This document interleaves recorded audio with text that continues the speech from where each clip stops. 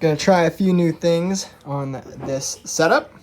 The first thing I wanted to try was putting a director's monitor on the side of my camera, because I have an extra monitor and I thought it'd be handy, but apparently you can't output SDI and HDMI at the same time. I don't know if you can really see that, but it's kind of grayed out. I can't select it. So I either do HDMI or SDI, so this won't work. Oh well, worth a shot. Next thing we've got here is a new sun hood, because I've been shooting in some bright daylight conditions and really knowing I need one of these, because it's been hard to see the screen sometimes. Even though the screen's really bright, it's reflective, so nice having a hood. This one's from Small HD. Just pops right on and pops right off. So I like that. Next, we got this, which I saw on a shoot recently and I think is so smart. This is for staging your subject. You put this on the ground. It's a sandbag made by this company called Kupo. And you just put it there, and then your subject knows where to put both feet. This is so nice. On recent shoots, I've been using pieces of paper, scraps I can find around, but having a little miniature sandbag will be perfect. It won't fly away. So that's gonna be great. Then we also picked up a color checker, because these are just handy to have. I would like to reference this more on camera to help people with the color grading process. And then we also got a new UV filter, because I got a new lens and want to protect that glass. Because I actually have another lens that I'm selling right now that I realized has a speck on it, a little scratch on the glass, and that's because I never put a little protection over the front of it. So spend a little now and possibly save your glass later. And then we got some bongo ties, because these are handy. And finally, we got this, because David Moorfield recommended it, and this setup is kind of bugging me. I wish it could go a little bit quicker, so we're gonna try this and see if it does. And that worked. Look at that. I can fold it right in, fold it right out. We'll have to see if this fits in my bag. You can adjust the tension on there. One thing I'm actually excited to do is this. I was on a shoot recently where the director was on this side and he couldn't see the camera because I was over here, and he had to like walk all the way around to see it. So being able to just flip it to him, he could take a look and flip it back. That's actually pretty handy. Let's go see if it fits in the bag. And would you look at that? Don't mind the diapers drying on all my equipment. It fits. Let's pull it right out. One hand. Bam. Bam, ready to roll. That is so cool. Cool, I like it. I mean, the alternative to this from wooden camera is a good option too. I kind of like having both, just in case this doesn't work out, but that little extra speed on set and the ability to bring the monitor up here and show it to the director, that is gonna be real handy. And last but certainly not least, we got a new lens. The Fujinon 50-135. So now I've got a 17-55 and a 50-135. I was on a bunch of I was on 4 shoot days for Comcast, and the freelancer who brought me on that shoot said it'd be really helpful if I had a tighter lens. So picked up a tighter lens. Brand new, this thing is $4,000, but if you buy it used, you can save about half. So I bought it used, and the glass looks really clean. So I'm happy with it. So tuning the Parfocal on this lens is a process that's pretty cool, but you zoom it in real tight, and the goal is when you pull out, you want it to stay in focus. And you can check that by zooming in. You can see if it stayed in focus. So that's pretty close. I've already tuned this one some. But then how you tune it is you unscrew this little thing, and then you move it left or right. And then you see how that adjusts the focus. And when I move it left or right, you'll see things will go out and in focus. So you keep adjusting it and you keep zooming in. Oops. You keep zooming in and out, and you tune it while it's zoomed in.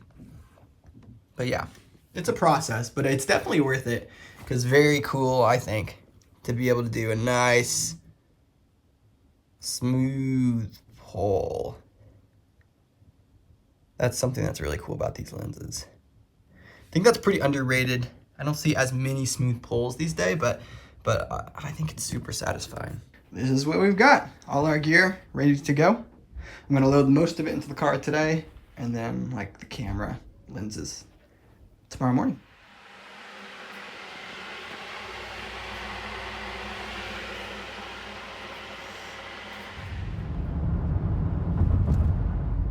Okay, we're pulling up closer to the destination, but like these are some of the craziest homes I've ever seen. Just in the middle of the woods, they've just got a little parking lot. Look at that, just one parking spot here. The home is right there. People were so ambitious putting these homes in the hills. It's incredible. Like, look at that. Look at that thing. Like, that's somebody's home. Holy moly. And here we are. This is where we're shooting today. So what we're shooting is a live 2-day coaching event. And I'm working in collaboration with Will. He's managing the live stream and live switching between cameras. They want a live stream, and then they want a video they can watch after. So 2 in 1. And we're running the red Komodo for our wide shot, and then we're running a red Scarlet for a second wide shot, just a wide shot of the stage. And then of course we have my FS7 right here, and the FS7 is on the tight shot. And for the tight shot, tight roaming shot, we used the 18-55. Just the room was too small to use the new 50-135. Oh. So I got this shoot because I became friends with this guy named Stefan Knight. He watched one of my videos, left a comment, we ended up grabbing coffee together, and we became friends. He's a great guy. I really like him. And he got this gig. It's a 2-day gig, but he was only able to be there for 1 day. So he asked me to cover for him. He coordinated this thing, provided pretty much all of the equipment, the red cameras, lighting, live stream equipment. And then he just rented my FS7 for me for this day and for the next day. We had a lot of cards to dump because we streamed for, I think it was about 4.5 hours. So we dumped all our cards, backed everything up, and then we grabbed some lunch and went for a beautiful walk in the woods. Woo. Then we got back to work and kicked the live stream back up for about another 3 hours. It was just awesome working with Will. He was such a champ. He made it so easy for me, and he kept giving me feedback during the live stream of how I can make my shots better, so I appreciated that. Then after all the live streaming the whole day, it's time to get some testimonials, because this is a coaching event, and these guys obviously need to sell more of these, so let's get them some good testimonials. Okay, so this is the spot we picked for interviews. Framing looks like this. We're gonna put a key light on the left side. So this right side is kind of lit, but it's gonna be more shadowed after we light it.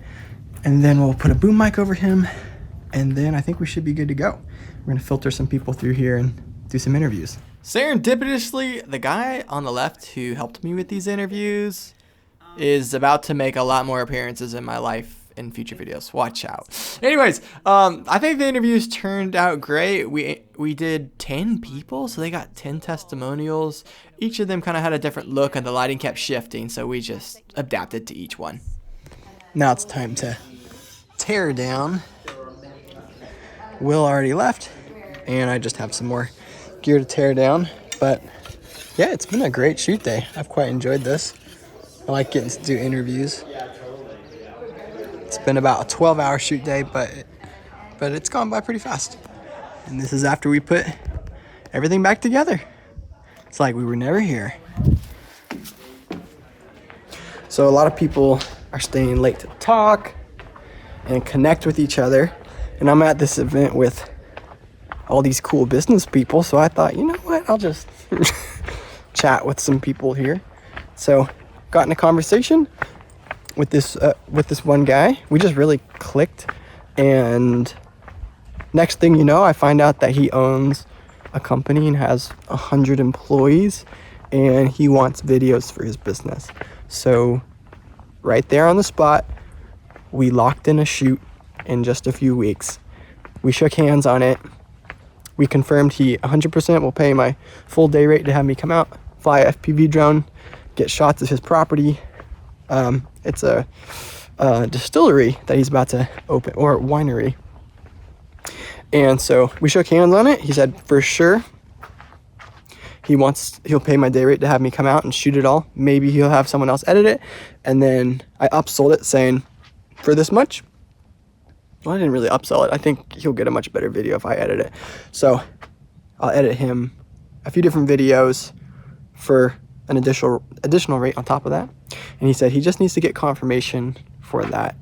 That's a maybe, but for sure he will pay me to come out and shoot that. So anyways, the point I'm making is just staying a little later and talking to people and taking advantage of the opportunity that's right there.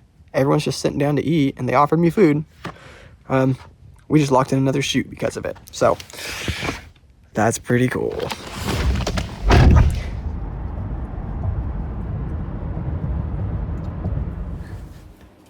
And the best part about a long day is coming home to a fun baby. How you doing? This is who I get to play with. Ah! So, if you don't have any kids out there, kids are so fun. I love you. Say hi to the vlog. Say hi.